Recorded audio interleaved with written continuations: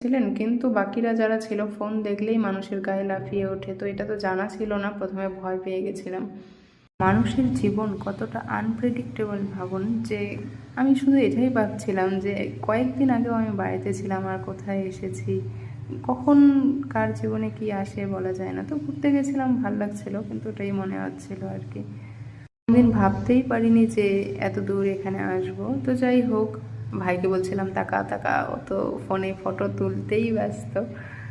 যাই হোক, সেখান থেকে আমরা মন্দিরে প্রবেশ করি। মন্দিরের যেহেতু পাহাড়ের নিচে, তো তো সেই জায়গাটা অনেকটাই নিচু, আর বারবার মাথার মধ্যে আমার কতবার যে মাথায় ধাক্কা খেয়েছি। তো যাই হোক, সেখান থেকেও বেরিয়ে আসলাম। পূজা টুজো দিয়ে আমরা দক্ষিণা দিতে পুরোহিতের সঙ্গেও বন্ধুত্ব হয়ে গেল। তিনিও সেখানকার মালদার ছিলেন তিনি।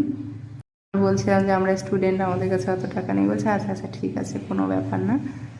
ঝাড়খণ্ডে না অনেক বাঙালি আছে সেখানে, তো ওটা খুব ভালো লাগলো। বিহারে যেমন কোনো বাংলা কথা কেউ বোঝেই না, আর ওখানে অনেক বাঙালি ছিল, পুরোহিত বলুন বা আশেপাশে যারা ঘুরতে গেছিলো। ওয়েস্ট বেঙ্গলের বাইরে গিয়ে যদি কোনো বাঙালি পাওয়া যায় বা বাংলা কথা বলে, তো খুব আনন্দ লাগে মনে আর কি। মনে হচ্ছে যে যেন নিজেদেরই লোক। ঘোরাঘুরি হলো, ছবি টবি তুলে আমাদের যেহেতু 2:30টায় ট্রেন ছিল, আমরা তাড়াতাড়ি করে সেখান থেকে রওনা দিই। কিন্তু ট্রেন আসে প্রায় 3টা। যাই হোক, অনেক লেট ছিল, আস্তে আস্তে প্রায় আমাদের 6টা বেজে যায়। তো তারপর সেখান থেকে আমরা চলে আসি ক্যান্টিন আসার পর আমরা একবারই হাত মুখ ধুয়ে খাওয়া দাওয়া করে তারপর একবারই রুমে আসি। কিন্তু সেদিন খাবার দিয়েছিল ভেজ বিরিয়ানি আর রায়তা বলে একটা খাবার, আমি প্রথমবার শুনছি।